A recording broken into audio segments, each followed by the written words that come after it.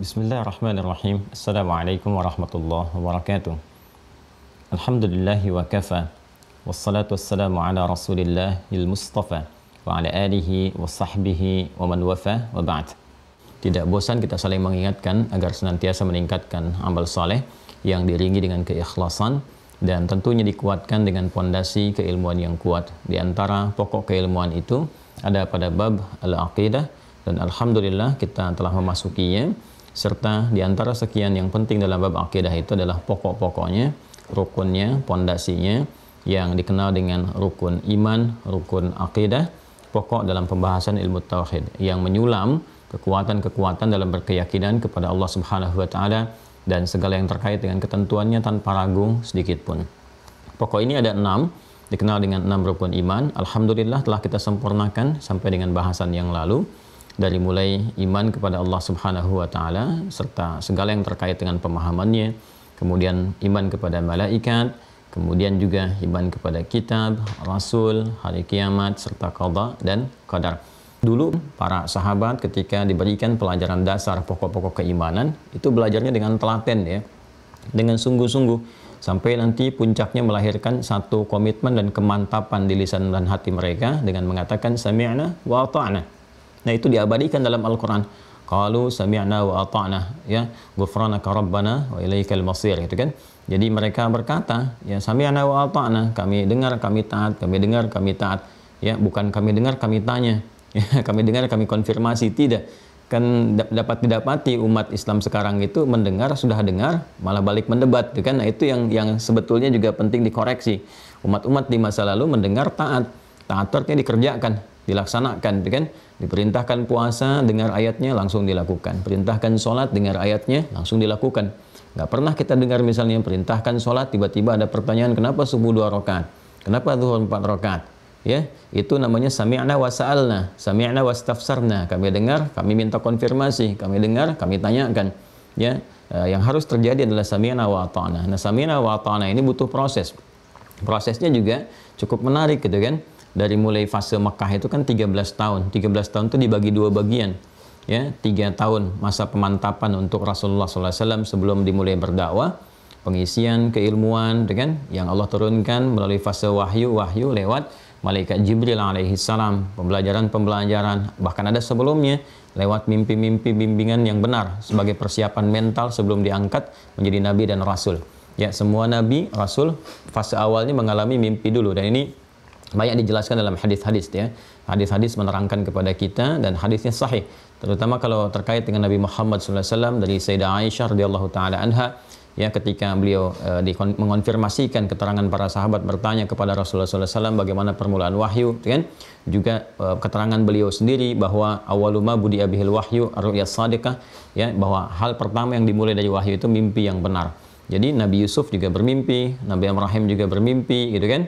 Nah, kemudian Nabi Muhammad SAW juga terkonfirmasi, karena semua hal yang diwahyukan kepada para nabi, metodologinya itu dikonfirmasikan untuk memberikan pemahaman kepada kita bahwa ciri-ciri kenabian itu serupa dari awalnya sampai akhirnya. Ciri-ciri kerasulan itu memiliki ketersambungan, terkorelasi dari Rasul pertama Nabi Nuh alaihissalam sampai Rasul terakhir Nabi Muhammad SAW punya ciri yang sama. Ya, jadi dari Nabi Nuh sampai Nabi Muhammad seperti dikonfirmasi di Quran surah keempat An-Nisa ayat 163 itu. Ya, kalau kita perhatikan, Allah kan menyampaikan dengan sangat tegas sekali, gitu kan, sangat terang benderang, tidak ambigu. Inna auhayna ilaika kama auhayna ila Nuhi wan nabiyyin min ba'di. Yang kami wahyukan kepada Muhammad SAW dengan segala keagunganku, kata Allah, gitu kan, itu sama persis seperti yang diwahyukan kepada Nuh alaihissalam dan nabi-nabi setelahnya. Ya, bagaimana proses wahyu itu dimulai dari ar-ru'yas shadiqah, mimpi yang benar, sebagai persiapan mental dulu. Ya, persiapan mentalnya, persiapan pikirannya kan terus berlangsung. Bahkan ada riwayat yang menyampaikan selama 6 bulan tuh mimpi yang benar itu datang, disampaikan. Kemudian ada kesan yang mendalam kepada diri, setelah kesan itu terbentuk menjadi sebuah satu rasa tersendiri, kebiasaan, kemudian muncul rasa cinta untuk mendalami. Nah, pendalaman itu yang melahirkan kontemplasi. Kontemplasi itu yang berlangsung nanti di Gua Hira, di Bukit Cahaya itu, di Jabal Nur, gitu kan. Itu yang berlangsung. Bahkan di kitab hadis pun kalau kita gali, ini kita ambil misalnya Sahih Al-Bukhari ya. Ya, Sahih Al-Bukhari di bagian topik pertama. Ini kan ada 97 topik seperti saya sampaikan. Kita insya Allah hari ini akan menguatkan dengan pengenalan ya, dan penguatan materi kemarin. Kan kemarin banyak Quran kan. Nah, sekarang kita coba kuatkan dengan hadis diantaranya. Nah, Imam Al-Bukhari ini menuliskan Sahih Al-Bukhari itu 16 tahun kurang lebih. 16 tahun. Ya, dimulai dituliskan di Masjidil Haram di Makkah, dan setiap akan menulis beliau salat 2 rakaat untuk meminta petunjuk kepada Allah Subhanahu wa taala, meminta taufik, ya, penyelarasan, persetujuan, ya kan? Nanti diberikan tanda-tanda, diberikan gambaran, ya, ada ketenangan enggak saat menulis, kan? Ada kesalahan enggak gitu kan? Ada kekurangan tidak. Jadi begitu mantap jiwanya, diuji dan sebagainya. Nah, itu baru kemudian beliau tuliskan. Nah, biasanya kebiasaan ulama seperti itu di semua ragam cabang keilmuan. Ya, di hadis misalnya tafsir hadis, bahkan sampai ke bahasa. Ya, sampai ke bahasa. Kalau di pesantren itu ada kitab namanya Al-Jurumiyah itu. Ya, kitab Jurumiyah itu kan dasar nahwu itu. Ya, dasar nahwu dari pembelajaran gramatikal bahasa Arab, kan itu ada beberapa pelengkap ilmunya, alatnya. Ya, ada nahwu, ada saraf, kemudian ada balaghah, ada arud gitu kan. Nah, itu di nahwu itu nanti ada beberapa dasar-dasar tahapannya. Ada yang standar dasar kitabnya misalnya Al-Jurumiyah gitu kan. Yang al-kalamu huwa lafzul mufidul murakkabu bil wad'i wa aqsamuhu thalathatun ismun wa fi'lun wa harfun wa ammal ismu huwa kalimatun dallat ala ma'nan fi nafsi wa lam tuqtaran bi zamanin dan seterusnya. Nah, itu buku itu dituliskan ya oleh seorang alim ulama besar di bidang bahasa gitu kan, itu untuk anaknya, dasar sebetulnya, untuk ada dasar. Hanya walaupun untuk anak-anak yang paling menarik, beliau ingin itu diridhoi oleh Allah Subhanahu wa taala, walaupun hanya untuk anak-anak gitu. Ya, jadi bukan sekedar tulis, bikin, kasih anak-anak belajar, tidak begitu. Ya, ini bagaimana ketersambungan. Nah, saya katakan dari awal, iman itu kalau sudah mencengkram ke dalam jiwa, maka yang semua keluar itu jadi soleh. Dan soleh itu saya katakan dari awal adalah setiap perbuatan yang dinilai baik oleh Allah. Jadi semua perbuatannya pengen Allah senang gitu ya. Dipengen diridhoi oleh Allah. Semua yang dikerjakan Allah harus ridha, Allah harus ridha. Yang dipandang, yang didengar, yang dibicarakan, apalagi yang dituliskan, dibuat.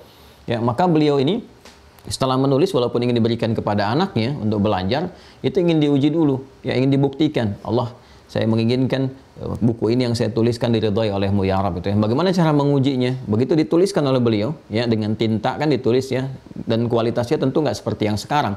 Tapi keberkahannya juga bisa jadi lebih berkah tinta di masa lalu dibandingkan dengan yang sekarang. Walaupun ragamnya banyak yang sekarang, kekuatannya mungkin dari segi materi bisa lebih kuat, tapi dari keberkahan belum tentu. Karena itu tidak sedikit orang-orang menulis tapi tulisan tidak abadi, bahkan karya materinya bisa hancur, lupuk gitu kan, bahkan tidak terbaca kembali. Nah, ini yang paling menarik, begitu beliau sudah tuliskan kitab itu, ya, lalu beliau uji. Bagaimana mengujinya? Mengujinya datang ke aliran sungai, ya, sungai yang mengalir, airnya cukup deras gitu kan. Nah, yang paling menarik adalah beliau kemudian bermohon kepada Allah, ingin ditunjukkan, ya Allah, jika memang ini bukunya akan bermanfaat untuk anak saya ataupun siapa yang membacanya, maka berikan ya Allah ketetapan kepada hatiku, pada jiwaku, ya, berikan gambaran, jangan biarkan tintanya luntur, biarkan tintanya seperti itu melekat kuat ya dalam kertas yang dituliskan itu. Nah, apa yang terjadi teman-teman sekalian? Maka yang terjadi ketika dilemparkan ke sungai itu, ya, beliau mengatakan demikian, kalau memang engkau ridha, biarkan tintanya melekat. Kalau engkau tidak meridhai atau ada yang bertentangan dengan apa yang tidak engkau sukai, yang engkau sukai, ya, maka hilangkan bersama dengan aliran air itu. Ketika beliau lemparkan, beliau katakan, Jarmiyah, Jarmiyah, ayo, air mengalir, mengalir, mengalir. Malah beliau minta terus ngalir, ngalir, sungai aliri gitu kan, untuk melihat, menguji bagaimana kualitas tinta yang ada di situ. Apa yang terjadi ketika beliau katakan Jarmiyah, Jarmiyah, Jarmiyah, mengalirlah air, mengalir. Ternyata tintanya masih bertahan, kuat, nggak luntur. Ya, maka di situ beliau berketetapan hati, diteruskan sampai selesai, sampai sekarang kitabnya abadi gitu kan. Itu sangat menarik untuk dipelajari. Nah, jadi dari situ disebut dengan Jurumiyah, asalnya dari kata Jarmiyah. Ya, Al-Imam Al-Bukhari juga demikian, apalagi ini ingin menuliskan hadis-hadis Nabi sallallahu alaihi wasallam, dan tidak boleh sembarangan. Karena segala yang dinisbatkan kepada Rasulullah sallallahu alaihi wasallam kalau keliru, maka resikonya pesan kapling di neraka. Ya, ada kesengajaan untuk kelirunya, itu pesan kapling di neraka. Ya,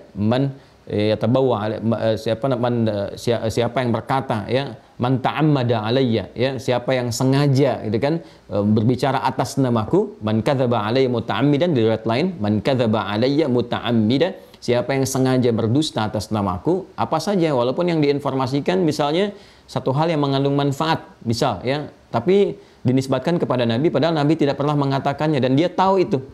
Dia tahu itu bukan hanya sekedar untuk memanipulasi sesuatu yang bernilai negatif. Ya, misal membuat pernyataan, misalnya kan pernyataan untuk kepentingan tertentu dimanipulasi, salah disandarkan atas nama Nabi, itu keliru. Bahkan mohon maaf, hal yang sifatnya terlihat seperti manfaat pun, ya makan saat lapar, berhenti sebelum kenyang, misalnya kan an-nadhafatu minal iman, kebersihan sebagian dari iman, itu kan kata-kata yang benar.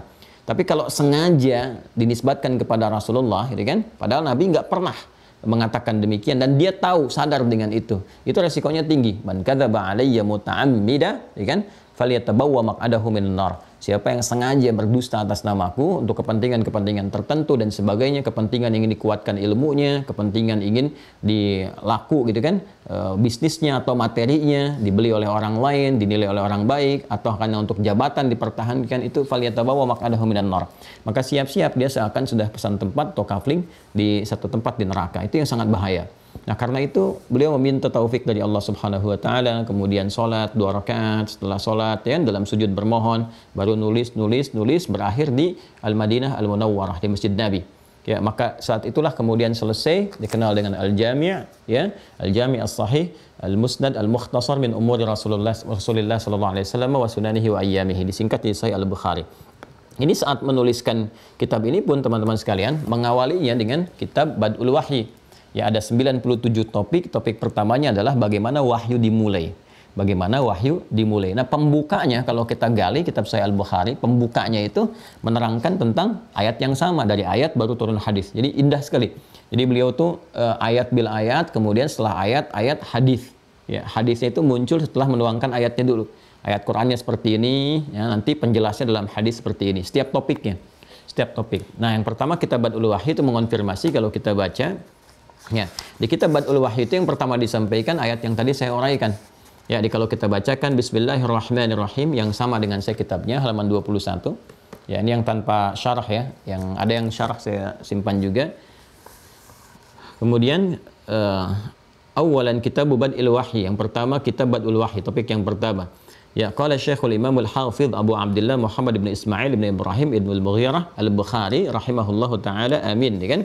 Berkata, menyampaikan Syekh Al-Imam Al-Hafidh Abu Abdullah, kunyahnya Abu Abdullah, nama aslinya Muhammad, bapaknya Ismail, kakeknya Ibrahim, kakek buyutnya Al-Mughirah, bahkan yang buyutnya Al-Bardizbah, tinggal di kecamatan Ju'fah, Kabupaten Bukhara, gitu kan, dikenal dengan Al-Bukhari, Provinsi Khurasan, sekarang Uzbekistan.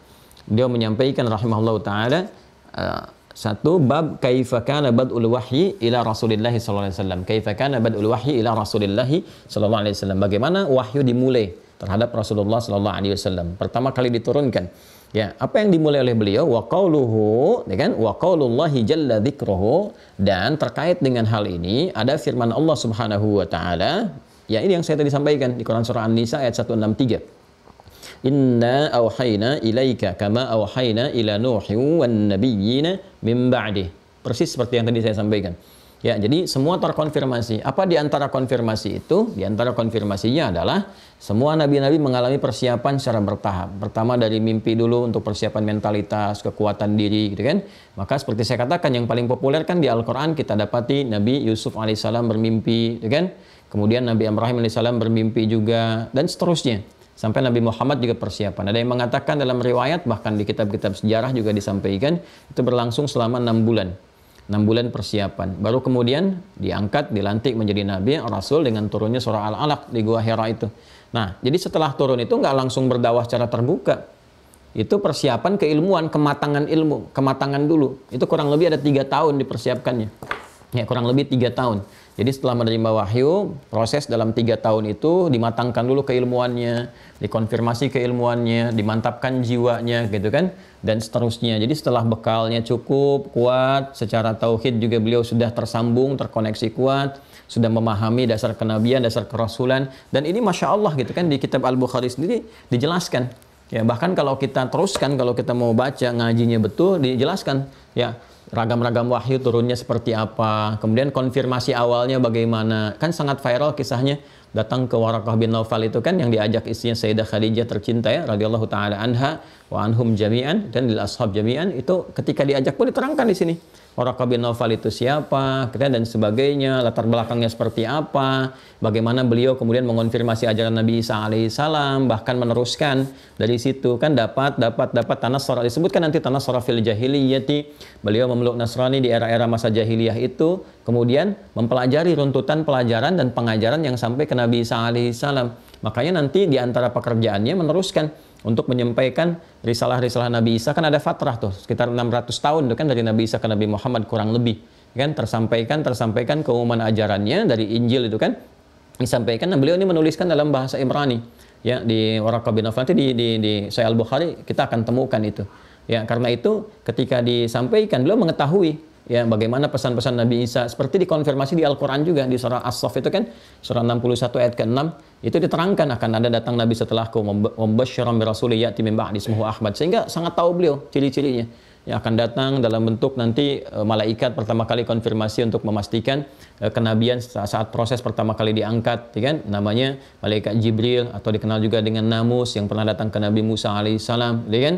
Nah, kemudian setelah itu apa? Konfirmasi tanda-tandanya dan sebagainya. Bahkan tahu sendiri, beliau sangat tahu ini akan diusir oleh kaumnya, akan begini, akan begitu. Sehingga ketika informasi itu telah menyebar, tahu di sekitaran yang terdekat ya, termasuk Sayyidah Khadijah tahu. Ya, ini saudaranya, pamannya gitu kan sering seperti ini gitu kan, ada menyampaikan sesuatu risalah yang tersambung, terkoneksikan sebelumnya, sehingga ketika Nabi SAW mendapatkan di antara ciri-ciri itu ingin dikonfirmasikan apakah ini benar ya kan yang disampaikan dalam kitab Injil itu dan sebagainya. Lalu setelah dikonfirmasi ternyata benar, beriman Waraqah bin Naufal. Ya, beriman karena memang pesan-pesan di Nabi sebelumnya kalau sudah tiba masanya Nabi Muhammad, Nabi penutup itu semua sampaikan pada umatnya mesti beriman kepada risalah penyempurna itu. Ya, karena itu mengonfirmasi risalah sebelumnya, menyempurnakannya dan memberikan bimbingan komprehensif untuk kedepannya. Dan di antara yang berikan kenikmatan untuk merasakan itu adalah Waraqah bin Naufal. Ya, jadi beliau minal muwahhidin. Jadi beda antara Masihi dengan Nasrani itu berbeda. Ya, antara Masihi dengan Nasrani itu berbeda. Jadi dari sini terkonfirmasikan dapat dan sering saya ungkapkan Al-Quran jelas berkonfirmasi dan itu terbukti di kitab-kitab yang dahulu itu bisa dilacak ya dan seterusnya. Di Quran surah ketiga Ali Imran ayat 81 itu komitmen semua nabi rasul ketika dilantik pertama kali jelas menyampaikan kepada umatnya untuk menolong Nabi Muhammad kalau mereka semasa dan beriman kepadanya. Beriman, tolong, bantu ya kan? Kemudian juga dalam kondisi-kondisi tertentu penjelasan dari lisan nabi-nabi mereka jelas menyampaikan ini kalau diganggu, diusir dan sebagainya, bantu kalau kalian bersamaan dengan masa hidupnya. Itu di lisan-lisan para nabi. Wa idza akhadallahu mitsaqan nabiyyina lama ataitukum min kitabi wa hikmatin thumma ja'akum rasulun musaddiqun lima ma'akum la tu'minunna bihi wa la tansurunna. Qala aqrartum wa akhadtum 'ala dzalikum isri qalu aqrarna. Qala fashhadu wa ana ma'akum minasyahidin. Ketika Allah mengambil perjanjian komitmen dengan semua nabi dan rasul yang ditugaskan di bumi, kan? Ketika mereka kemudian diberikan kitab, diberikan hikmah, diberi tugas, bersamaan dengan itu mereka harus mengambil komitmen. Nanti kalau ada nabi yang penutup yang menyempurnakan semua risalah kalian ini, siapapun yang bersamaannya, ya sampaikan kepada umat-umatnya gitu kan, bahwa pada saat itu semua harus beriman karena nabi ini akan menyempurnakan semua risalah, mengonfirmasi keseluruhan dan akan dijelaskan dengan kitabnya. Dari mulai Nabi pertama, Rasul pertama begini, sehingga dikonfirmasi kebenarannya. Jadi Nabi sebelumnya melakukan konfirmasi, kan, menyampaikan informasi. Nanti Nabi Muhammad mengonfirmasi semua ini dan semua ada konektivitasnya. Makanya ada kesamaan. Ini dari wahyu pertama persiapan lewat mimpi, dan juga lewat mimpi. Nanti Rasul yang menurunkan dari langit malaikatnya siapa, Jibril, ini terus semua sama. Jadi nggak ada yang berbeda. Ini menunjukkan bahwa para Nabi Rasul itu satu risalah dalam akidah. Nggak ada yang beda, semua sama. Ya, risalah untuk menuhankan dan patuh kepada Allah Subhanahu wa taala. Ini gambarannya. Jadi begitu sampai ke Nabi Muhammad, ya itu semua para umat-umat yang kitab samawi itu Yahudi, Nasrani itu jelas di kitab mereka. Sampai di Al-Baqarah ayat 146 itu jelas sekali. Alladzina atainahumul kitaba ya'rifunahu kama ya'rifuna abna'ahum wa inna fariqan minhum la yaktumuna al-haqqa wa hum ya'lamun. Itu kan bahwa sungguh orang-orang yang mendapati kitab itu, kitab yang benar ya, bukan catatannya. Kalau catatan versinya yang bisa mengalami perubahan. Ya, seperti di Taurat Nabi Musa, itu kitabnya Taurat. Ya, tapi kalau Talmud dan sebagainya, itu versi-versi, ya catatan-catatan yang dinisbatkan kepada Taurat, tapi sudah mengalami banyak perubahan. Itu kan, dan mereka memahami, mengerti. Makanya ketika awal mula Nabi diutus pun, gitu kan, nah itu sudah paham. Bahkan jangankan saat diutus, saat tumbuh berkembang pun usia 12 tahun itu sudah viral, sudah menanti-nanti gitu kapan nabinya tiba, ya ciri-cirinya sudah jelas. Mereka lebih kenal, termasuk seperti mengenali anak mereka sendiri. Ya, demikian adanya. Sama juga di Injil juga disebutkan. Ya, kalau Bible dengan Injil kan berbeda. Kalau Bible itu dikata Biblos, ya catatan atas Injil. Yang catat siapa gitu, itu berbeda. Kalau mau didalami nanti aspek yang lain pengajarannya. Tapi kita kembali kepada hal yang terkait dengan pembelajaran kita di aspek keimanan atau tauhid. Nah ini, kenapa saya buka dengan ini? Saya ingin menerangkan fase-fase pembelajaran tentang rukun iman ini. Ya, yang kita dapatkan 6 pokok itu. Jadi 6 bulan pertama, Nabi mendapatkan bimbingan lewat mimpi, bimbingan ketauhidan, mengarahkan kepada kebaikan. Itu kan? Dan nanti hal terkait bagian dari mimpi ini pun teman-teman sekalian, itu Allah Subhanahu wa taala memberikan kelapangan kepada setiap hamba-hamba yang beriman, yang saleh. Ya, kadang ada petunjuk-petunjuk ya yang Allah berikan, hidayah bahkan bisa datang lewat mimpi. Kalau nabi itu persiapan yang ada dan nubuwah, persiapan kepada fase kenabian. Kalau hamba-hamba yang beriman, yang saleh, yang baik itu hidayah dari Allah Subhanahu wa taala berupa kemuliaan, takrim, karamah, kemuliaan-kemuliaan tertentu. Kadang diberi petunjuk seperti kita istikharah gitu kan. Ya, begitu lahir misalnya hasilnya petunjuknya bisa datang lewat mimpi salah satunya. Ya, itu beda kualitasnya. Kalau nabi itu persiapan ke kenabian, kalau orang beriman yang baik, yang saleh itu berupa petunjuk dari Allah Subhanahu wa taala. Bisa istikharah, hasilnya datang dari situ, atau bisa misalnya pengingat terhadap sesuatu. Kan mimpi bagi kita orang biasa ada 3 kan? Ada 3, ya hadithun nafsi itu bawaan dari keadaan rasa di dalam jiwa yang tersimpan, ya lalu dititipkan kepada memori kita di akal dari kegiatan kita yang terangkum sebelum kita tidur. Makanya kadang-kadang saat tidur kesan itu masih terbawa karena memorinya masih tersimpan. Nah kayak sekarang Anda belajar dengan saya misalnya kan, terus Anda belajar tertidur malamnya misalnya kan, atau malam sebelum tidur Anda belajar, kan tersimpan tuh memorinya di kepala Anda, ya kan? Dalam hati ada hadithun nafsi, ada pembicaraan pada jiwa. Makanya kan di jiwa kita kadang sering mengatakan ngaji dulu, baca dulu ini. Nah itu tersimpan di memori, terbawa tidur. Ya mungkin Anda mimpinya belajar dengan saya gitu kan, tiba-tiba saya mengajar, Anda lihat dalam mimpi, bisa terjadi. Itu hadithun nafsi yang tersimpan di dalam jiwa dan tersambungkan ke memori kita. Itu bagian pertama. Yang kedua bisa waswasi syaitan, waswasi setan yang datang lewat mimpi untuk mengarahkan kita, memprovokasi kepada keburukan. Jadi seakan-akan ini dikuatkan gitu ya. Ini babnya banyak. Bisa bab akidah, kalau sedang goyah, gelisah, dia datang nanti. Puncaknya dia membawa kesyirikan. Ya, seakan-akan dijauhkan dari Allah, dimunculkan sosok yang dipertuhankan yang lain. Saya mimpi ketemu Tuhan A, Tuhan B, Tuhan C memberikan petunjuk kepada saya. Padahal itu setan yang menyamar. Nggak nyampaikan. Itu dalam konsep keimanan kita ya, hati-hati. Makanya nanti orang-orang yang bahkan murtad pun ya, yang memilih keluar dari Islam dengan pilihan mereka masing-masing dan dengan menanggung resikonya gitu kan. Salah satunya kan silahkan cek, ada konfirmasi-konfirmasi. Saya seakan bermimpi melihat ini, melihat itu. Nah itu waswas syaitan. Ya, dalam perspektif kita ya, karena kita belajar dan itu referensi bisa dibuktikan. Ya tinggal diuji saja gitu seperti apa, dan diuji nilai kebenaran dari keyakinannya. Tapi penting bagi kita menguatkan keyakinan, dan itu nyata kan. Coba apa yang disampaikan dalam Al-Quran, dalam hadis, dalam bimbingan keislaman nyata semua. Nggak ada yang meleset sedikit pun tuh di aspek ketauhidan, keibadahan, muamalah, dan semua ada petunjuknya. Yang ketiga itu ikram, takrim minallah subhanahu wa ta'ala, kemuliaan dari Allah berupa petunjuk. Ya tadi yang sifatnya bisa hasil dari istikharah, bisa jadi pengingat ya. Ada yang tiba-tiba misalnya diminta karena dulu orang tua sering berdoa agar anaknya soleh, baik dan sebagainya itu kan. Tapi anak jadi salah arah dan seterusnya, tiba-tiba kemudian orang tua meninggal. Ya, dia dalam kesadaran itu dia terbangun, sadar, nggak tahu apa yang harus dilakukan. Ada yang masih bergerak kepada yang kurang bagus, tiba-tiba mimpi ketemu ayahnya, ketemu ibunya, yang lihat macam-macam misalnya. Nah itu ada sebagian juga yang Allah perkenankan. Ada yang demikian. Seperti itu adanya. Ya jadi itu gambaran-gambarannya. Nah itu kalau untuk kita manusia biasa gitu kan. Nah kalau terkait dengan Nabi, Rasul itu penyiapan. Ya, fase penyiapan kenabian, penguatan mentalitas. Sehingga setelah terbiasa untuk menerima itu, datanglah risalah. Sehingga nggak kaget lagi. Ya nggak kaget. Paling ada masa-masa misalnya ya wajar. Kagetnya dalam arti kaget seperti apa gitu kan, kemudian responnya berlebihan dan sebagainya, tidak. Ya paling-paling masa-masa awal itu kayak kagetnya kaget biasa gitu kan, takutnya takut biasa, kemudian ada ketentraman lagi seperti Nabi kemudian dilantik menerima wahyu saat usia 40 tahun. Jadi 6 bulan kurang lebih dalam riwayat-riwayat yang kita bisa baca termasuk di kitab-kitab sejarah. Ada ru'yas shadiqah, setelah itu nanti pemberian wahyu iqra bismi rabbikal ladzi khalaq. Nah, fase keduanya pemantapan pengetahuan. Kurang lebih 3 tahun tuh. turun surah, turun surah, turun surah, penguatan, sehingga senang dengan turun wahyu itu. Mulai terbiasa, mulai nyaman, mulai mantap. Setelah mantap, yakin, kuat, ilmu dan sebagainya, baru turun. Ya, surah Al-Mudaththir itu. Ya, surah Al-Mudaththir turun, ya ayyuhal mudaththir qum fa'anzir wa rabbaka fakabbir wa thiyabaka fatahhir dan sebagainya. Itu mengonfirmasi Nabi untuk mulai berdakwah secara terbuka. Nah, ini pun sebetulnya manhaj kepada kita dalam berdakwah. Kita itu kan umat dakwah di setiap level kegiatan kita. Ya, umat dakwah kita jangan salah, kita itu umat dakwah. Ya, setiap kita itu dai. Dai mengajak dengan menunjukkan. Menunjukkan bisa macam-macam. Ya, paling minimal dengan akhlak, dengan perilaku. Dengan akhlak. Nanti kalau sudah ada ilmu, passion misalnya kan ulama, alim, itu kan jamaknya ulama, atau minimal kita dai, betul yang terkoneksi dengan keilmuan, dengan passionnya pada keislaman untuk mengajak jadi ustadz dan seterusnya, nah, itu lebih penguatan lagi keilmuannya. Tapi setiap kita itu berdakwah lewat akhlak, lewat perilaku.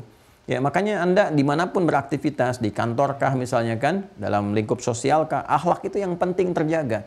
Karena orang akan lebih yakin melihat satu kebenaran itu dengan perilaku. Ya, dibandingkan dengan kata-kata yang keluar. Ini saya mengajar, menyampaikan, ya, belum tentu kita bisa memberikan dampak yang kuat kepada yang mendengar. Tapi ketika menyaksikan perilaku misalnya, tutur katanya, pergaulannya, kejujuran di kantor itu, kebaikannya, itu cepat membekas kepada jiwa. Ya, lalu disusul dengan pengertian-pengertian yang baik. Kadang-kadang dibawa ke ustadz untuk konfirmasi, dilihat, lalu belajar. Tapi bermula dari akhlak. Bermula dari akhlak.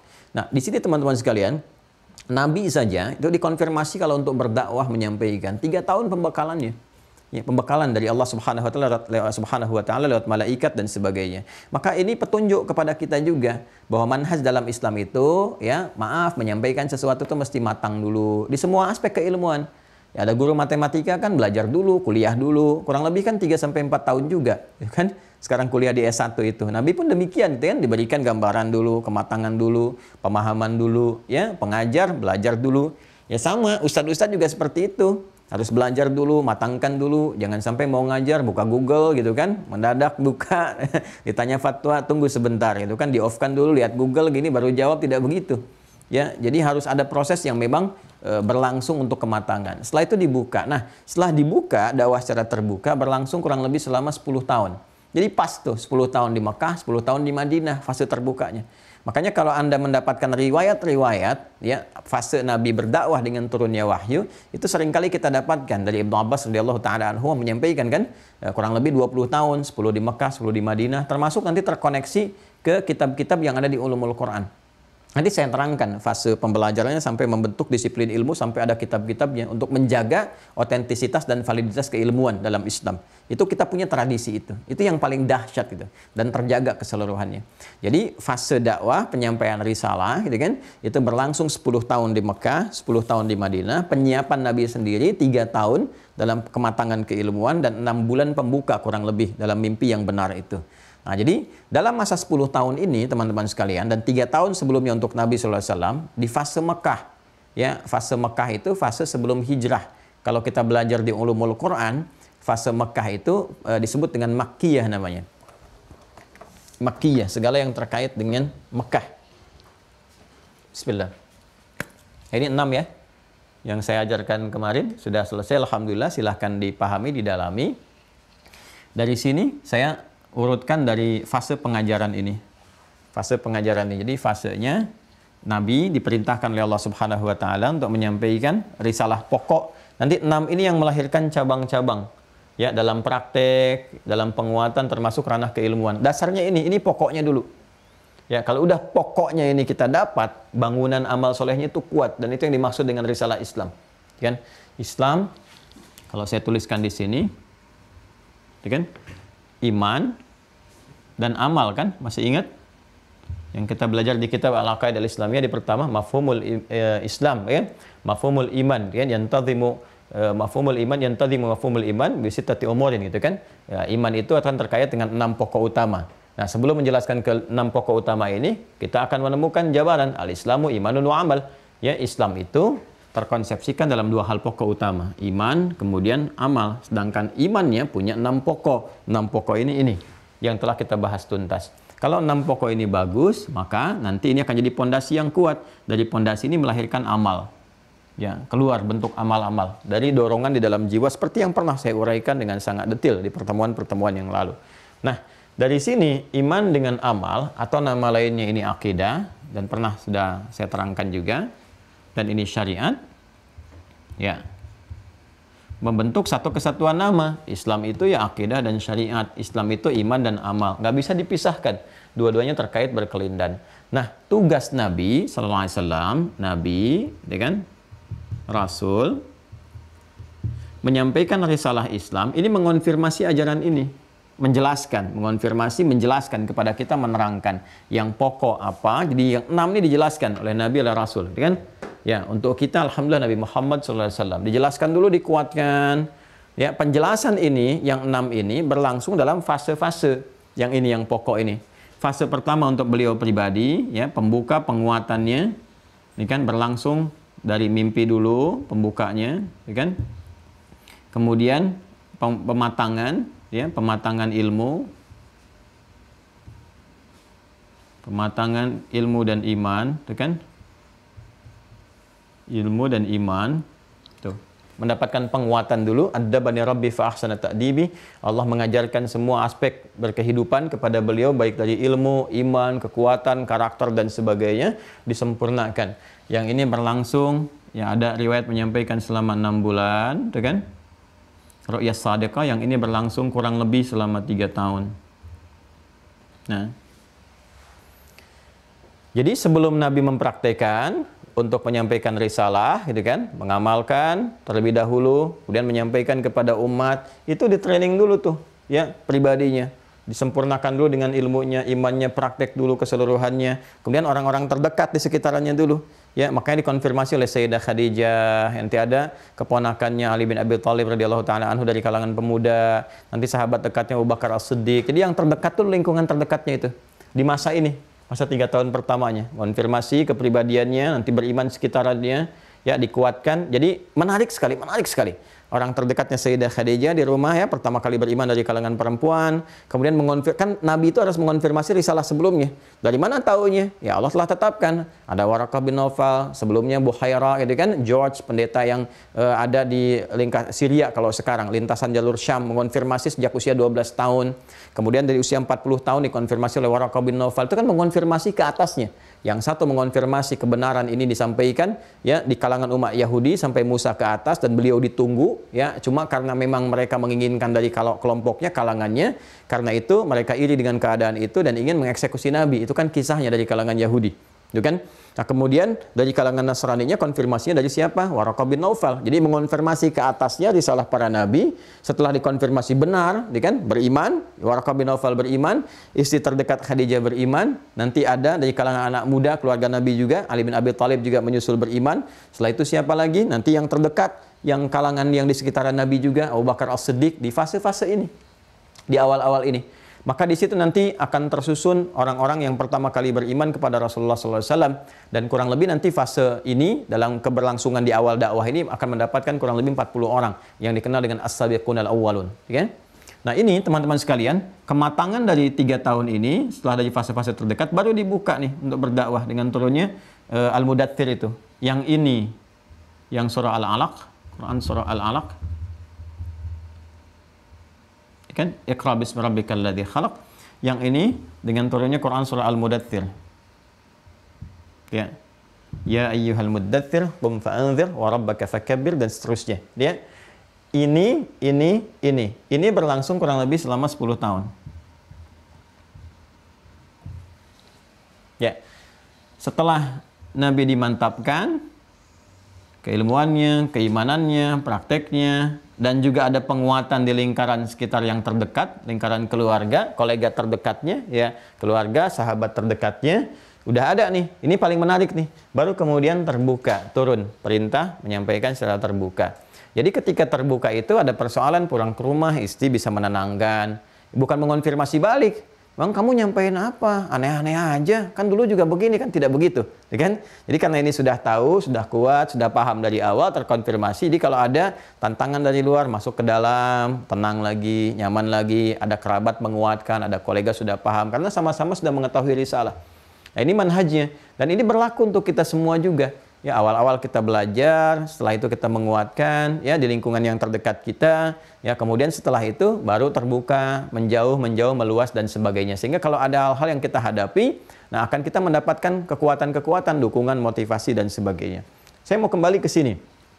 Di 10 tahun ini yang dikonfirmasikan teman-teman sekalian. Fase masih Nabi berada di Mekah. Ya. Yang terkait dengan Mekah, kalau kita tuliskan bahasa Arabnya begini, Mekah. Yang terkait dengan Mekah disebut dengan Makki. Ya.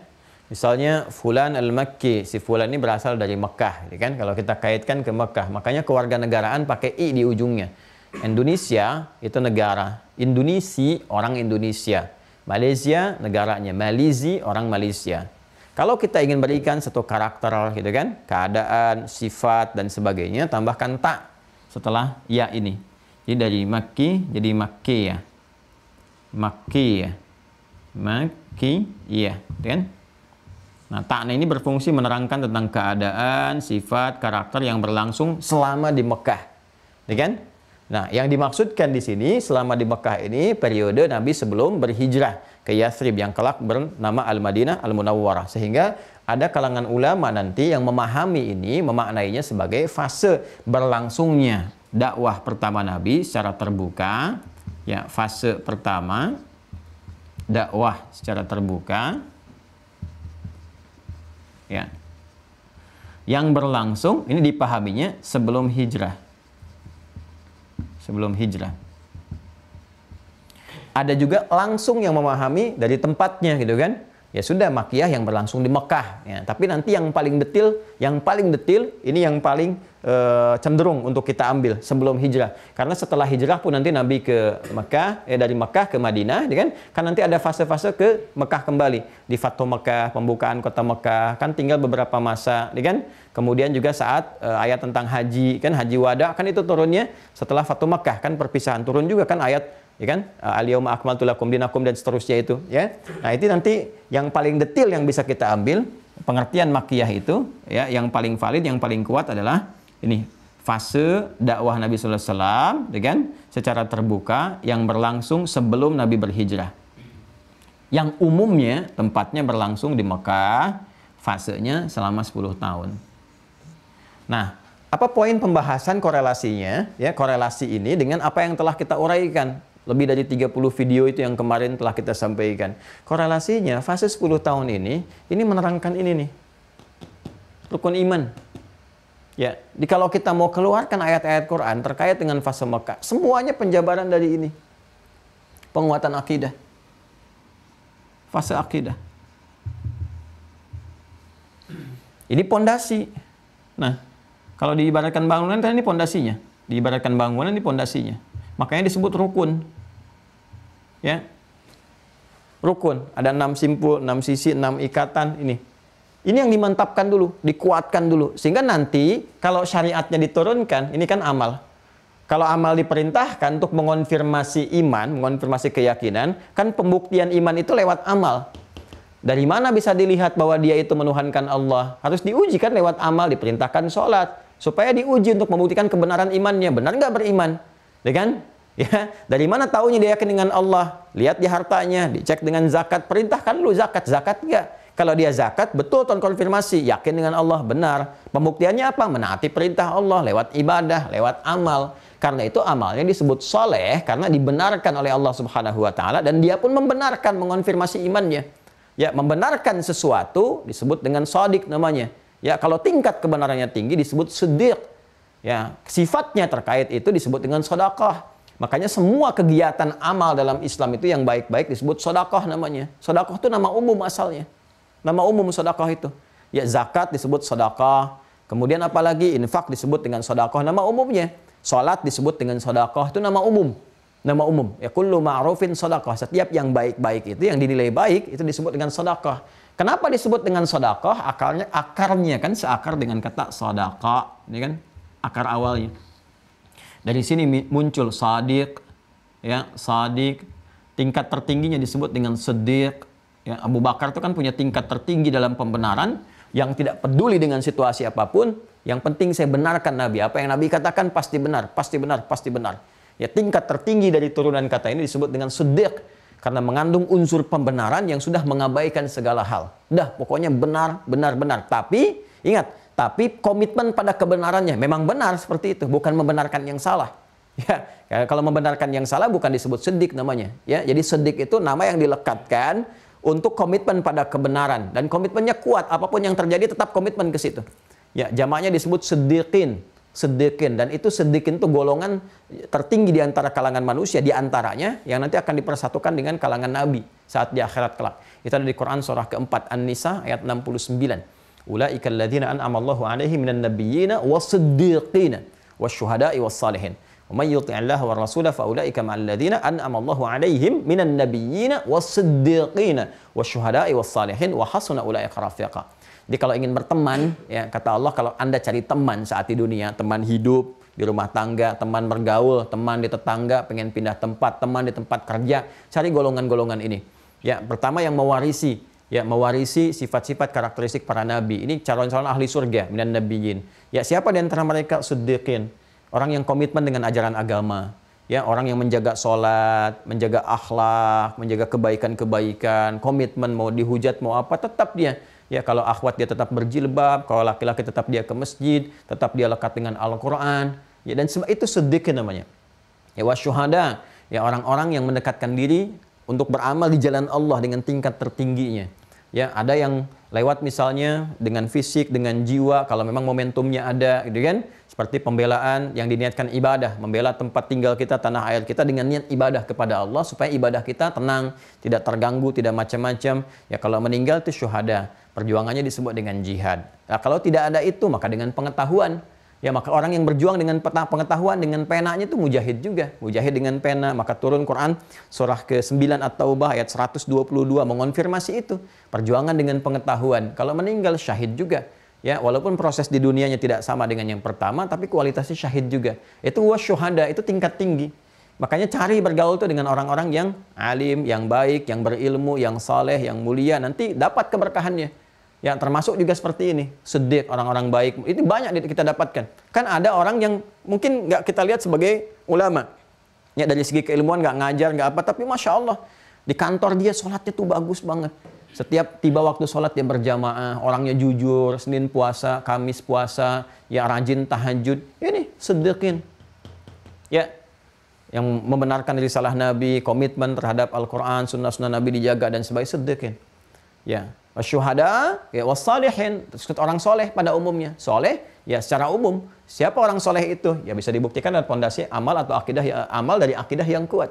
Muncul amalan-amalan kelihatan yang tadi seperti saya sampaikan. Jadi teman-teman sekalian, ini pokok nih. Dikonfirmasi lewat ini. Jadi nggak mungkin ini muncul kalau ini nggak kuat. Ya, bangunan itu kan nggak mungkin bisa kuat, tumbuh kuat kita bangun kalau pondasinya nggak kuat. Ini kalau rapuh sedikit ini bisa goyah. Ya, kita baru bisa pasang tiang itu kalau pondasinya sudah kuat.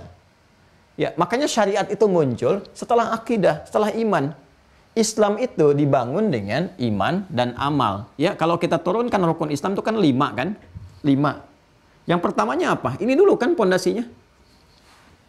Antasyhadu an la ilaha illallah wa anna Muhammadar Rasulullah. Ini kan iman pokoknya. Asyhadu an la ilaha illallah wa asyhadu anna Muhammadar Rasulullah. Untuk menguatkan asyhadu an la ilaha illallah wa asyhadu anna Muhammadar Rasulullah, ini ada 6 pondasinya pokok. Di syahadat itu ini pondasi. Simpulnya, cakarnya ada 6. Kalau ini kuat, baru kita bikin tiang juga udah kuat. Apa tiang pertamanya? Salat, syariat. Makanya kan yang kedua rukun Islam apa? Salat. Pernah dengar hadis ini? As-salatu imaduddin. Ya kan? Faman aqamaha faqad aqamaddin, wa man hadamaha faqad hadamaddin. Salat itu tiang agama. Indah sekali ilustrasinya. Tiang. Kapan tiang bisa dibangun? Kalau imannya kokoh. Tuh. Kalau iman kuat, iman bagus, orang untuk salat itu mudah, membangun tiangnya mudah. Belum dipanggil aja lewat azan dah siap-siap kok. Karena kokoh pondasinya. Tapi kalau nggak kokoh pondasinya, sudah adzan, sudah qomat, pasti belum ingat juga. Ya, karena kalau tiangnya aja sudah goyah, sudah rapuh, bagaimana dengan yang lainnya? Mustahil kita bisa bangun misalnya atapnya, dengan gentengnya, dengan hiasannya, akhlak nggak akan tampak, tanha anil fahsya wal munkar nggak akan terwujud. Kenapa? Karena tiangnya rapuh, karena pondasinya nggak kuat. Maka ayat-ayat Al-Quran yang turun di fase ini, sebelum hijrah ini, dimulai fase pertama dakwah secara terbuka, ini mengonfirmasi penguatan dari 6 rukun ini. Pondasi ini. Nah, alhamdulillah, kita tidak butuh 10 tahun yang seperti lalu Nabi pernah ajarkan. Karena semua pengajaran Nabi sudah terkodifikasi, terkumpulkan dengan sempurna. Di mana didapatkan? Al-Quran. Alhamdulillah, yang sudah hafal, tertanam dalam jiwanya, ya kan? Mahfudun fis sudur, yang belum hafal, maktubun fis sutur. Ya, dikonfirmasi lewat mushaf, di mushaf ini keluarkanlah teman-teman sekalian, ya kan? Ayat-ayat Al-Quran, surah-surah yang diturunkan kepada Nabi Muhammad SAW di fase ini selama 10 tahun. Yang paling pokok ada di mana? Juz amma. Ya, juz. Dari 30 juz Al-Quran turun itu, ya kan? Selama Nabi bertugas, ya, sebagai Nabi dan Rasul, ini di 10 tahun fase ini diturunkan ayat-ayat Al-Quran. Ya, makanya disebutkannya dengan fase Makkiyah, gitu kan? Fase sebelum hijrah, ada ayat-ayat yang turun. Nanti ini ada ilmunya juga, dikonfirmasi di ilmu. Karena ini terkait Quran, ya, terkait Al-Quran, maka ilmunya, nah, dikaitkan dengan Quran, ilmu Al-Quran. Karena ilmu Al-Quran itu banyak, teman-teman sekalian. Ada yang kemudian membahas tentang tata bahasa Qurannya, ada yang bahas tentang tafsirnya, ada yang bahas tentang maknanya dari sudut pandang yang berbeda-beda, ya kan? Ada yang membahas tentang i'rabnya, kaidah bahasanya, ya, di bahasanya udah banyak, nahwu Qur'annya, shorof Qur'annya, i'rab Qur'annya, ada Ad-Darwishi ngarang kitab langsung tentang ilmu Qur'annya, ada Balaghah Qur'an, ya macam-macam. Ya, karena banyak dijamakkan ilmunya. Ilmu jamaknya disebut dengan ulum. Ulum jamaknya disebut dengan ulum. Karena terkait dengan Quran disambungkan jadi ulumul Quran. Muncul di sini apa yang disebut dengan ilmu-ilmu Al-Quran. Hubungkan jadi satu. Dari sini ulama kemudian membuat kitab-kitab. Ada yang kitab yang umum sifatnya menerangkan apa itu ulumul Quran, apa saja aspeknya. Muncul kitab-kitab seperti Al-Itqan, ya, karya Al-Imam As-Suyuti yang kemarin saya terangkan, ya. Saya sudah simpan kembali, ya. Masih ada? Ah, ini dia, masih ada. Ah, seperti ini. Ya, Al-Itqan fi ulum Al-Quran. Ya, Al-Burhan fi ulum Al-Quran. Mabahith fi ulum Al-Quran. Itu kan? Yang karya Mana'il Qattan yang kemarin saya tunjukkan. Mungkin sudah disimpan, ya, di sini. Sudah disimpan. Ya, kemarin sudah saya tunjukkan kepada Anda. Mabahith fi ulum Al-Quran. Al-Itqan fi ulum Al-Quran. Al-Burhan fi ulum Al-Quran. Ilmu Al-Quran. Kalau kita buka kitab-kitab ilmu Al-Quran ini, pembahasan pokok pertamanya tentang bagaimana wahyu turun. Kapan diturunkan? Bahkan detailnya, ini indahnya dalam Islam. Ini jadi disiplin ilmu. Perhatikan. Dari wahyu, dikonfirmasi ke dakwah, dikodifikasikan, muncul pengetahuan, jadi disiplin ilmu.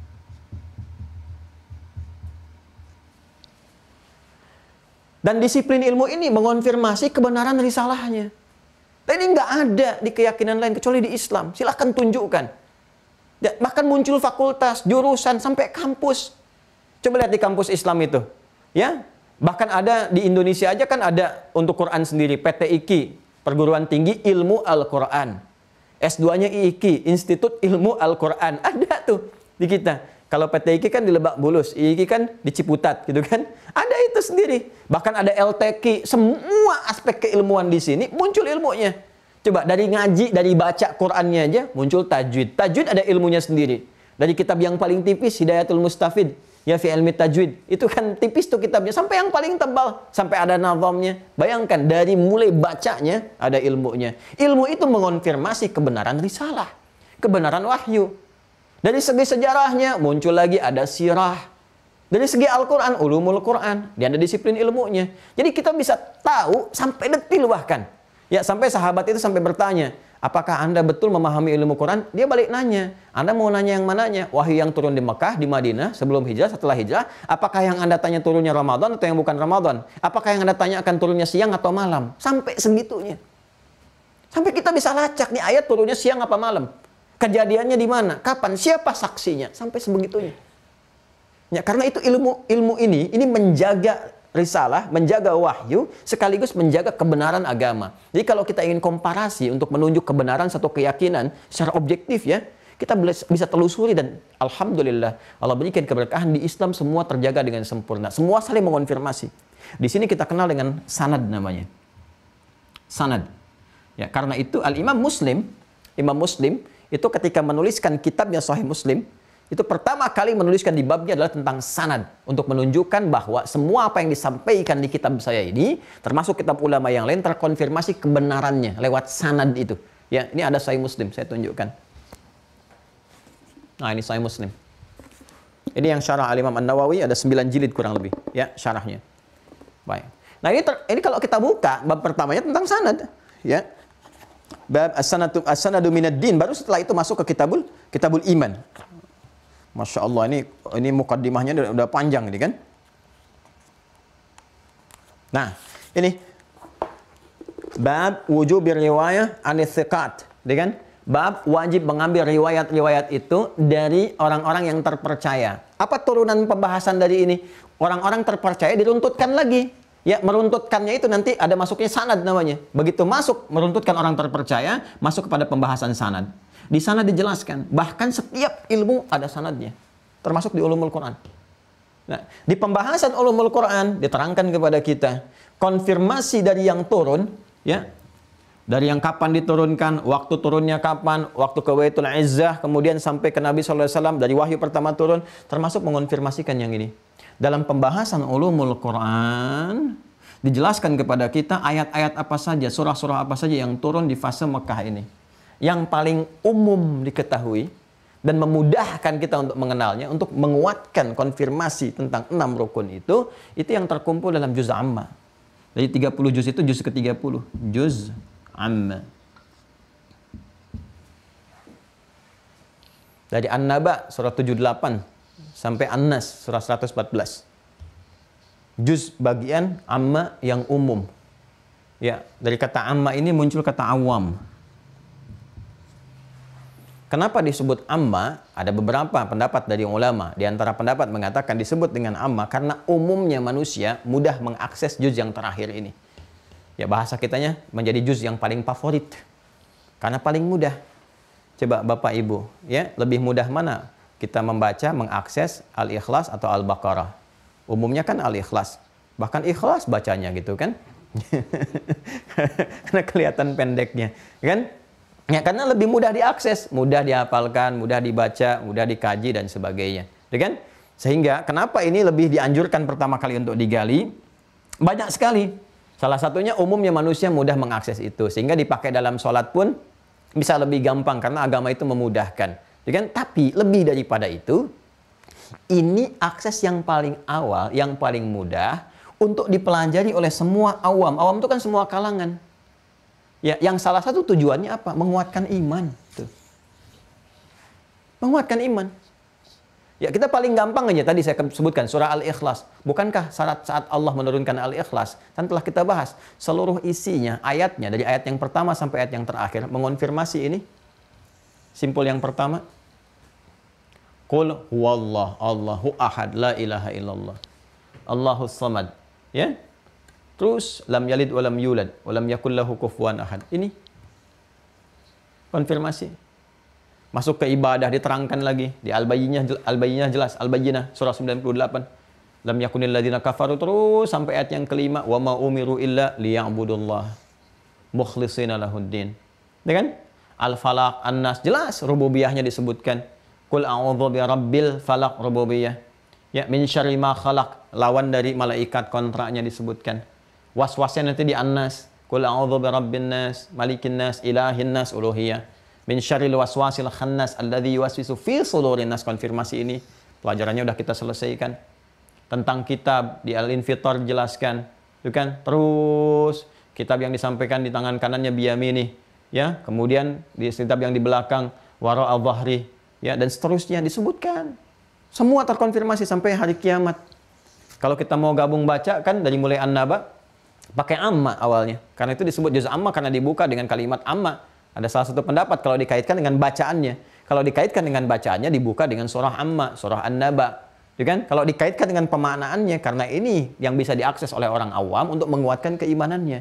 Jadi kalau orang baca qul huwallah, harusnya simpul pertamanya makin kuat. Dibaca dalam sholat Qul huwallahu ahad. Simpul ini makin kuat.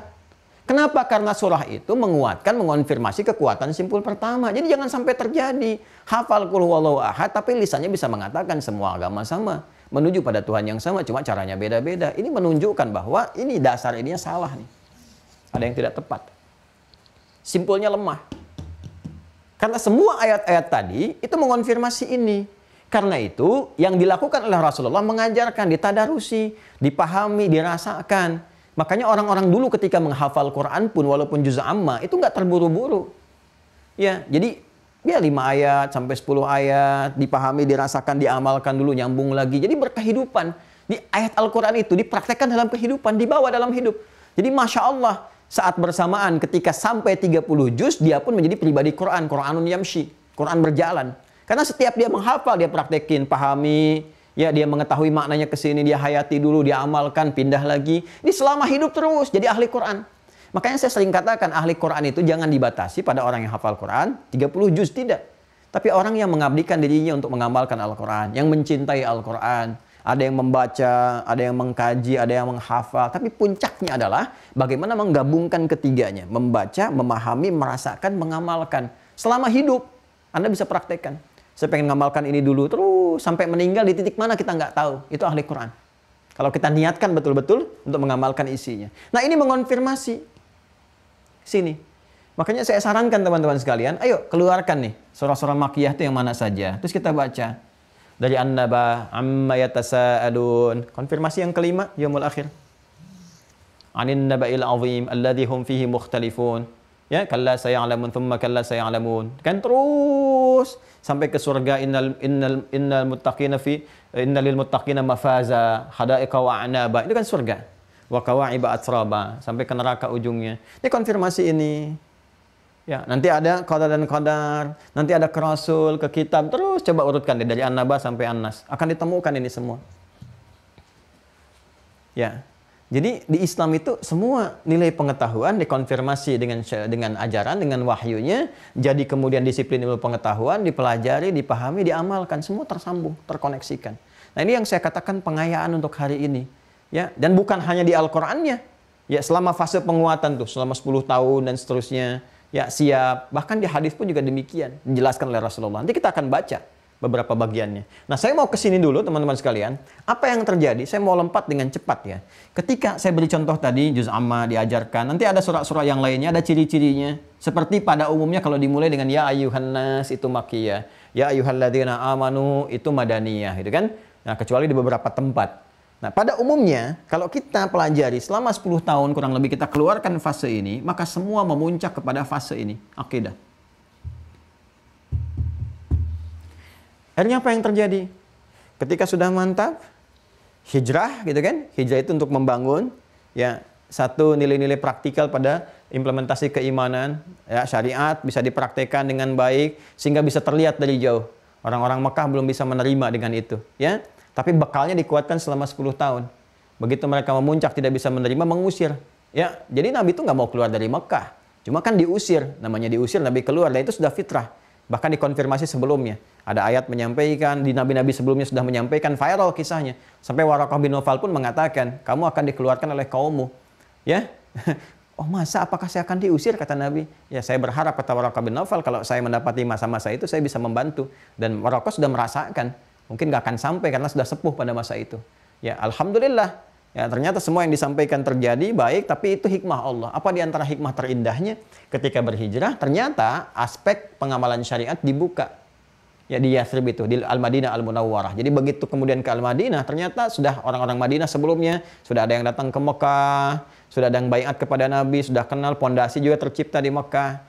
Di Madinah, pondasi tercipta di Madinah, di Mekah sudah kuat. Jadi murid-murid yang belajar di Mekah, kurang lebih yang utama ada 40 orang, dikenal dengan As-Sabiqun Al-Awwalun, itu kan? Terus nanti menyebar ke keluarganya, begitu hijrah ke Al-Madinah, sudah siap untuk beramal karena pondasi sudah kuat. Maka fase Madinah rata-rata turunnya dengan fase syariat. Ya, syariat itu kan teknis dalam mengimplementasikan iman. Teknis tentang ibadah, tentang sholatnya dijelaskan, perintahnya turun, kan? Dari mulai ayat wudhu, menghadap kiblat setelah itu, gitu kan? Kemudian dari mulai bertakbir, diperintahkan sholat, nanti jelas di hadisnya ada mulai takbir dan seterusnya, ya. Kemudian yang lain-lain tentang puasa, tentang umrah, tentang haji, tentang zakat, itu rata-rata Madinah semua. Fase Madaniyah. Nah, di fase Madaniyah itu syariat tumbuh 10 tahun juga. Jadi pas, ini 10 tahun, ini 10 tahun, ada keseimbangan. Ya, ini juga memberikan kesan antara ilmu dengan amal itu harus seimbang. Jangan sampai mengamalkan sesuatu, tapi ilmu yang mengiringinya tidak kokoh. Sholat, belajar ilmunya, sampai paham, sholatnya maksimal. Zakat harus tahu ilmunya, sehingga mengerti berapa bagian yang dikeluarkan, kapan mengeluarkan, sehingga seimbang. Haji, umrah, pelajari ilmunya, sehingga nggak muter-muter di tawaf. Atau ada yang nggak tahu ilmu, ya tawafnya sampai di Jamarot gitu kan, itu yang keliru juga, dan seterusnya. Jadi ada keseimbangan antara ilmu dengan amal. Fase keilmuan, fase akidah, fase pengamalan, fase syariat, dan turunan-turunannya. Nah ini teman-teman sekalian, alhamdulillah sekali lagi, ya seluruh miniatur kehidupan yang ada di zaman Nabi, miniatur dakwah, miniatur risalah dan sebagainya, sudah terkodifikasikan, tinggal kita pelajari. Dari pelajaran itu kita amalkan semampu kita sampai meninggal, begitu aja. Praktekin sesuai dengan passion kita, pekerjaan kita, aktivitas kita. Yang di diplomasi praktek, yang dagang praktek, segalanya praktek, di ibu rumah tangga praktek, bapak juga praktek, semua. Ini aja ayat-ayatnya keluarkan sesuai dengan apa yang kita kerjakan. Tapi poinnya adalah ini. Kita masih di sini nih. Kita punya PR mengonfirmasi ini semua untuk menguatkan ini. Nah, ini pasti kejadian. Apa yang dialami di masa lalu sepanjang sifat-sifat dasar secara umum pasti akan terjadi. Jadi kalau kita mau menguatkan ini, resiko yang muncul apa? Ya, kalau dulu ada Abu Jahal, sekarang juga ada yang tipikal-tipikal seperti itu, yang menyoal, semua yang dikeluarkan salah semua, gitu kan? Salah, ya itulah seperti itu. Jadi selalu ada, ya di masa-masa berbeda. Makanya di Quran itu ada rumus, kalau disebutkan ayat sifatnya umum, nggak disebutkan siapa namanya, kejadiannya kapan, itu potensial terjadi lagi di setiap masa dengan tokoh-tokoh yang berbeda. Tapi sama persis karakternya begitu. Dan dahsyatnya di semua aspek kehidupan. Di rumah tangga akan terjadi ini, solusinya begini. Dan betul-betul kejadian. Dari miskomunikasi, beda pendapat, masalah dengan orang tua, dengan mertua, dengan anak, dengan macam-macam, ada semua. Ya, termasuk kehidupan sosial. Ada orang yang kata-katanya kelihatan bagus, padahal isinya racun dan sebagainya. Ada yang seperti itu. Di harta akan begini, bisnis akan begini, ada. Yang paling indah, wahyu turun, miniaturnya ada dipraktikkan di masa Nabi, kurikulumnya berjalan, sampai kehidupan berakhir, itu isinya serupa. Dan selalu selaras dengan setiap perkembangan zaman. Selalu selaras. Ya, nggak pernah mengalami perubahan, bahkan dari segi tulisannya, bacaannya, sampai dengan sekarang. Perhatikan, ada nggak bacaan yang bergeser sedikit? Alif lam mim jadi alam? Tidak. Semua terkonfirmasi. Nah, jadi seharusnya dengan kita melihat ini, kalau kita menguji dengan logika, dengan akal kita, gitu kan, yang sehat, yang kuat, yang baik, ya seharusnya sih nggak ada alasan lain untuk menolak. Ya, apalagi bagi umat Islam. Kalau sudah muslim ya sudah amalkan, kuatkan. Dan ini yang akan melahirkan keberkahan, rahmat, serta kemajuan dalam berkehidupan. Nah, apa yang disampaikan tadi, dikonfirmasi di ayat-ayat Al-Quran yang kita bisa keluarkan satu-satu, nanti insya Allah bersamaan kalau ini pokoknya sudah bagus, sudah kuat, kitab-kitabnya sudah kenal, saya pun mungkin insya Allah akan bersamaan mulai beragam materinya. Nanti mulai ngajinya spesifik, nanti ada ulumul Quran babnya sendiri. Sehingga saling mengintegrasikan satu dengan yang lain. Jadi begitu ketemu ayat ini, bab akidah ini, kemudian di ulumul Qurannya apa nanti, di hadisnya apa. Kita akan temukan. Ya, seperti di sini di halaman 65, 64, dari 64 ya, 64, 65 seperti yang saya sampaikan kemarin. Ini kan disampaikan tentang pembahasan nuzul Al-Quran. Yang pertama turun, bagaimana cara turunnya dan sebagainya. Nah ini yang saya sampaikan kemarin. 64, 65. Ini ya. Tuh, fi kaifiyati inzalihi, tentang turunnya Al-Quran bagaimana, kapan turun. Nanti ada bab lagi, yang turun di Mekah apa, yang turun di Madinah apa, yang turun siang apa, yang turun malam apa. Jadi kita bisa ngerti. Dari kalau udah paham begitu baca Qurannya enak. Jadi begitu mau baca, oh ini sedang ada was-was setan, sedang punya masalah ini yang saya baca. Ya kan? Nah, terus kalau kita mau ngaji juga enak, Masya Allah. Kita cita-cita pengen ke surga, surga yang mana? Ayatnya bisa kita keluarkan. Telusuri. Di pekerjaannya apa dagang, kalau mau berkah bagaimana, keluarkan, kita bisa melihat, terus nyambung. Ingin pembuktian? Oh silahkan, nanti lihat fasenya mana. Oh fase ini fase akidah nih, berarti fase Mekah. Kalau saya ingin menguatkan iman, bahasa sekarang kan orang pengen hijrah. Tapi menariknya hijrahnya balik ke fase Mekah. Kalau zaman Nabi kan hijrahnya ke fase Madinah. Ya, hijrahnya ke fase Madinah. Artinya ke fase Madinah itu mudah untuk beramal. Kalau orang sekarang kan hijrahnya balik ke fase Mekah, nguatin lagi keimanan, keyakinan. Gitu ya, tapi tidak apa-apa. Artinya kan di sini dalam tanda petik ya, untuk menguatkan kekuatan iman, kekuatan jiwa. Nggak ada masalah, bagus. Kita pelajari kembali. Nah, yang paling menarik, begitu kita kembalikan ke konsepsi tadi, menguatkan iman, menguatkan jiwa, dicek. Belajar sampai dengan resiko. Jadi kalau saya mau belajar menguatkan iman, ini babnya. Apa babnya diantaranya? Ini, bab tentang menguatkan keimanan kepada Allah. Kalau akan masuk menguatkan iman kepada Allah, yakin, mempraktekkan ibadah, saat yang bersamaan belajar sejarah, dikonfirmasi di sejarah. Lihat bagaimana perjalanan Nabi berdakwah. Ada celaan, ada cemoohan, kan? Ada gangguan, ada tokoh-tokoh yang muncul, kan? Dulu ada Abu Jahal, kadang-kadang tantangan dari dalam seperti Abu Lahab dan sebagainya. Itu belum tentu teman-teman mendapatkan semudah semulus yang seperti kita harapkan karena fitrah ini muncul. Fitrah ini untuk mengonfirmasi sekaligus menguji serius gak mau hijrah, serius gak mau beriman. Nanti baru dicela sedikit, jadi gak berkerudung lagi, kan? Baru dibilang soleh, sudah balik ke pertemuan semula lagi, gitu kan? Dan seterusnya. Jadi ini fitrah. Jadi kalau kita belajar sejarah, oh iya ya, Nabi aja diuji, sahabat diuji, gitu kan? Masa kita yang bukan Nabi, bukan sahabat, nggak mau diuji? Terus bagaimana untuk menunjukkan keseriusan kalau nggak diuji? Makanya jangan heran. Ya, baru kita mengungkap kita ingin berniat menjadi baik, ke teman-teman minta maaf, muncul cemoohan, sekarang muncul juga ujian di media sosial. Ya, namanya macam-macam, bisa buzzer, bisa macam-macam dan sebagainya. Tapi itu mengonfirmasi kebenaran risalah. Ya, seperti dulu ada Abu Jahal, mungkin sekarang ada abu-abu yang lain. Tapi kan perilakunya nggak jauh beda. Gitu kan? Nah, kalau yang baik-baik juga ada, alhamdulillah kita dapati. Nggak usah mencela orangnya. Tapi alhamdulillah mengonfirmasi kebenaran syariat. Tinggal praktekkan dakwah. Seperti Nabi mengajak Abu Jahal, gitu kan? Seperti Nabi mengajak juga pamannya Abu Lahab, yang lain-lainnya. Kita pun bisa sampaikan risalah dakwah saja. Dakwah, mendoakan pada kebaikan, ngajak, kalau pelanggaran hukum ya proses dan sebagainya, normal saja kehidupan. Itu kan? Alhamdulillah. Nah, ini gambarannya teman-teman sekalian. Di hadis juga demikian. Nah, ini konfirmasi terakhir. Setelah paham, saya tunjukkan kitab-kitab, baru kita ngaji isinya. Di hadis pun seperti itu. Setelah mengonfirmasi, itu 6 bulan pertama tuh, mimpi yang benar, ya, tentang kenabian. Jadi dimulainya indah sekali, dimulainya indah. Tatanan keilmuan dalam Islam itu, yakini dulu kebenaran Allahnya.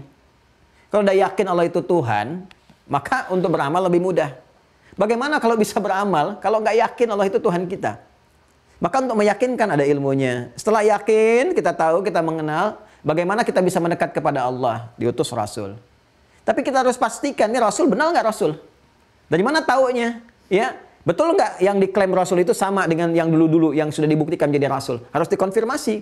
Cirinya sama nggak dengan yang masa Nabi Nuh, Nabi Ibrahim, Nabi Musa, Nabi Daud, Nabi Sulaiman, sampai ke Nabi Isa? Ya, pernah mengalami peristiwa yang sama nggak? Ada mukjizatnya nggak? Dicek dulu. Dan itu bisa dikonfirmasi di dalam Islam dengan disiplin keilmuan yang nyata, terkodifikasikan ilmunya, bisa dicek. Dan validitasnya bisa diuji. Maka muncul para ulama menuliskan. Di sejarah dituliskan, tanda-tandanya bagaimana, muncul kitab sirah, A, B, C, dikonfirmasi, oh sama dengan Nabi dulu, punya tanda kenabian begini, ada stempel kenabiannya, pernah mimpi begini, dikonfirmasi, malaikat turun. Dari sejarah terbukti, dari ajarannya apa? Sampai ke hadis, di kitab hadis pun yang pertama kali dibuka, konfirmasi kenabian dulu. Jadi yang paling indah begini, di Al-Bukhari dikonfirmasi kenabian, di hadis Muslim dibuka dengan sanad. Tuh. Jadi ketika disampaikan benar ini Nabi Rasul, dari mana jalur mengetahui kalau itu Nabi Rasul? Maka dibuka dengan sanad. Nih, disampaikan oleh si fulan sampai ketemu. Si fulan ini orang baik bukan? Ada lagi kitabnya, Jarh wa Ta'dil, Mizanul I'tidal, ada Syiar Alam Nubala, dijelaskan si fulan yang menyampaikan ini lahirnya tanggal sekian, tahun sekian, wafatnya sekian, gurunya si fulan ini, muridnya ini, perilakunya begini, detail sekali. Kalau ada penyimpangan kelihatan, oh si fulan tuh begini, suka cerita, sehingga nggak bisa dibedakan antara cerita dengan apa yang disampaikan sebagai hadis, detail sekali. Sekali lagi, cari silakan referensi dalam keagamaan yang menguatkan ajaran keagamaannya dengan pola seperti tadi. Susah ditemukan. Makanya susah disoal, mau nyari celah apapun kejawab. Mau nuduh Sayyidah Aisyah kejawab. Ya mau nuduh Nabi apa lagi, mau menyoal Quran langsung terkonfirmasi jawabannya. Dan itu ditemukan karena kenapa? Karena risalahnya abadi, terjaga semua. Itu yang kita syukuri. Cuma bersyukur itu tidak harus mengatakan alhamdulillah, tidak. Ya, itu pembuka. Intinya adalah kanji isinya, pelajari, dalami. Nah, setelah kita mengetahui fase kebenaran kenabiannya, baru masuk ke ajarannya. Nah, ke ajarannya masuk kitab yang kedua. Jadi di kitab Al-Bukhari ini kita akan ngaji pertama ini. Setelah mengonfirmasi ini semua, cek dulu lewat hadis, baru kita sampaikan ke kitab-kitab yang telah ada. Nah, ini di sini nanti kita akan mulai dengan Kitabul Iman. Di halaman 23, kitab topik yang kedua. Ya, Kitab Iman karena ini pondasi sudah kuat, Al-Quran sudah disampaikan, ayat-ayat tinggal Anda turunkan dan surat-suratnya. Saya sudah berikan clue-nya. Kalau sudah saya sebutkan juz amma, maka mengikat ya kepada semuanya. Wajib untuk dihafalkan ya. Jadi yang sudah masuk merah, hafalkan juz amma ya. Yang pertama kali. Nanti setelah itu terus sampai hafal 30 juz. Nggak tahu kita meninggal di juz yang keberapa. Gitu kan. Ya, jadi nanti semua mengikat begitu. Kalau ada hadis, pahami hadisnya. Kalau hadis tidak menuntut dihafalkan. Asal kita paham isinya, alhamdulillah. Tapi Quran bawa sebagai kebanggaan menghadap kepada Allah. Nanti akan dicek. Jadi kita berimannya seperti ini. Kenapa kamu pilih Tuhannya Allah? Ya, tahu dalil ayatnya, tahu maknanya, tahu tafsirnya, tahu logikanya. Dan dipakai dalam sholat. Jadi ketika baca Qul huwallahu ahad, ada resapan dalam jiwa. Qul ya ayyuhal kafirun, ada resapan dalam jiwa. Demikian seterusnya. Kita mulai dengan itu. Nah, di hadis kita akan coba Al-Bukhari dulu. Al-Bukhari, Kitabul Iman kita mulai. Setelah kita Badul Wahyi, tadi saya sampaikan secara umum gambarannya. Sudah selesai. Ya, nah ini kita masuk ke sini. Nanti kita konfirmasikan. Ini detailnya. Jadi kalau tadi ayat-ayatnya, gambaran-gambaran secara umumnya, nanti di hadisnya seperti apa. Kalau iman lagi naik, gambarannya contohnya apa. Kalau turun, gimana mengatasinya. Kalau mengangkat, mengatur supaya stabil seperti apa. Ada di sini semua. Faktor-faktornya apa. Menjaga tubuh kita supaya konsisten pada keimanan bagaimana. Ada di sini nanti. Ya. Nah, nanti untuk memahami ini, ada syarahnya juga. Nanti kita hadirkan syarahnya supaya tidak salah dalam memahami. Jangan menyimpulkan sendiri. Ya, baru setelah itu kita pertajam. Kalau sudah kita pertajam, masuk kepada bab-bab penguatan ke dialektika. Baru kita gunakan kitab-kitab. Nah, yang ini sudah saya sampaikan pokok secara umum. Ini sudah saya terangkan dari 30 lebih video kurang lebih. Ini isinya kitab ini semua. Kalau kita ngaji kitab ini, ya isinya nggak jauh beda dengan apa yang telah saya sampaikan. Ya, karena dulu kami menghafal. Jadi kita hafalkan isi. Bahkan di ujian pun kita kalau mau nulis jawab soalnya cuma 3. Tapi kita untuk menjawab setiap soal itu diuji dengan hafalan kitab dulu. Ya, jadi Asmaul Husna harus ditulis dulu. Al-Asmaul Husna itu kan puncaknya di Al-Asmaul Husna. Al-Asmaul Husna ditulis 99 dengan maknanya, dengan dalilnya, dengan hadisnya, dengan klasifikasinya. Kalau sudah jawab itu baru boleh menjawab pertanyaan. Ya, mau jawaban pertanyaannya itu singkat, padat, panjang, silahkan. Yang penting jawab ini dulu. Nah, ini isinya kurang lebih 30 video yang telah kami sampaikan itu. Itu ada di sana. Jadi kalau teman-teman ngaji ini, ya nggak jauh beda dengan apa yang saya sampaikan. Cuman saya sistematiskan supaya lebih mudah dipahami. Kalau ingin mendalami nanti boleh dibaca secara cepat supaya diketahui. Ya. Kemudian untuk selanjutnya nanti ada kitab-kitab lain juga. Kita akan konfirmasi. Ini ada Fathul Majid seperti yang saya sampaikan. Ya. Nanti ada Al-I'tiqad Al-Khalis. Ya. Kemudian nanti ada Al-Iqtisad fil I'tiqadnya Al-Imam Al-Ghazali. Kemudian nanti ada Mudzakkirah Ilmi Tauhid yang kurikulum Al-Azhar seperti saya pernah tunjukkan. Ya, nanti ada juga yang kontemporer ya. Kontemporer itu yang naik di atas abad kedua, ketiga ya, seperti Abul Hasan Al-Asy'ari nanti Al-Imam juga ada kitabnya kita akan turunkan. Terus nanti Syekhul Islam Ibnu Taimiyah juga kita turunkan seperti apa kitabnya. Dikonfirmasi seperti datang yang sekarang yang ada Ushulul Tsalatsah dan sebagainya gitu kan. Tauhid rububiyah, uluhiyah, kemudian asma wa sifat kita tunjukkan semua sehingga nanti wawasannya terbuka. Dipaham, tapi dasarnya yang ini pokoknya. Mau pakai kitab apapun, ujungnya tetap ke sini. Cuman setiap zaman punya metodologinya. Nah, metodologi untuk memudahkan. Di zaman ini yang paling mudah memahamkan. Ya, makanya nanti dulu kan ada untuk mengenal sifat-sifat Allah, ya, nama-nama yang mulianya. Ini yang pokoknya dulu deh. Nanti metodologi pakai yang pokok, dikenalkan yang sifat 20. Ya, bukan membatasi pada 20 sifat, dikenalkan yang pokoknya. Setelah paham itu nanti diluaskan, ya, dibuka lagi. Nanti di masanya naik ke atasnya lagi, zamannya sudah agak berbeda, karakteristiknya tidak sama, dibikinkan lagi seperti metodologinya, ya, dipecah jadi klasifikasi 3 bagian. Bukan ingin menjadikan 3, bukan, memudahkan rumusan pembelajaran. Maka dikenal dengan uluhiyah, teologi, rububiyah, asma wa sifat dan sebagainya. Muncul kitab-kitab, ya. Nah, cuma nanti persoalannya ketika masing-masing menjadi kelompok-kelompok, ya, mazhab-mazhab, firqah-firqah terbawa terus tuh. Nah, ini yang jadi repot tuh ketika ada asobiyah, fanatisme. Seakan nanti ini yang benar, ini yang salah, saling berdebat, diskusi, apalagi nanti masuk provokasi-provokasi tertentu supaya dipecah belah, sehingga saling menyalahkan. Nah, ini yang nanti yang kita akan carikan benangnya di mana nih, sampai ke sini, sampai paham. Tapi dasarnya dari sini dulu. Kalau ini nggak paham, ini terjebak ya pada hal-hal yang tidak produktif, kontraproduktif pada akhirnya. Ya, nanti yang jelas-jelas salah dibenarkan, yang benar malah saling berselisih, itu yang repot. Yang jelas-jelas salah kan banyak. Ya, nanti ada Mu'tazilah misalnya, ya, ada aliran apa lagi, Qadariyah, Jabariyah, macam-macam lah sampai kita akan kenal itu. Kalau masuk ke Syiah seperti apa, ini masuk ini bagaimana, asalnya dari mana, bukunya seperti apa. Dari buku-buku mereka juga kita akan baca, kita tunjukkan.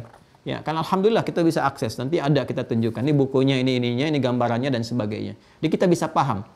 Dan kita bisa bersikap proporsional, ya, proporsional. Ini kita harapkan. Ini baru bab akidah loh teman-teman sekalian. Nanti belum masuk ke fikih, ya. Karena di akidah pun ada madhabnya sendiri. Akidah punya madhab sendiri, di fikih juga punya madhab sendiri.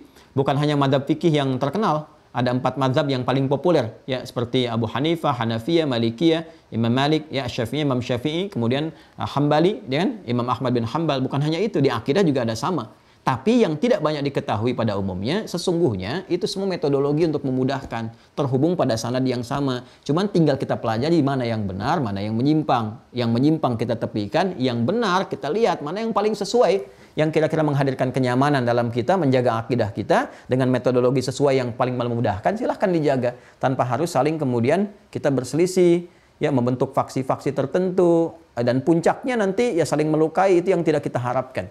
Ya, cukuplah setan aja musuhnya. Jangan cari musuh yang lain. Itu aja udah berat gitu kan. Jaga sampai kita meninggal kembali pada Allah Subhanahu wa taala. Itu manhaj yang kita sampaikan teman-teman sekalian. Demikian, semoga bermanfaat. Mohon maaf atas segala khilaf. Semoga Allah sekali lagi merahmati apa yang telah kita lakukan dan memberikan bimbingan sampai akhir kehidupan, menyehatkan kita semua dan memberikan ridha-Nya di puncak tertinggi dalam kemuliaan. اللهم تقبل منا إنك أنت السميع العليم وتب علينا إنك أنت التواب الرحيم ربنا آتنا في الدنيا حسنة وفي الآخرة حسنة وقنا عذاب النار اللهم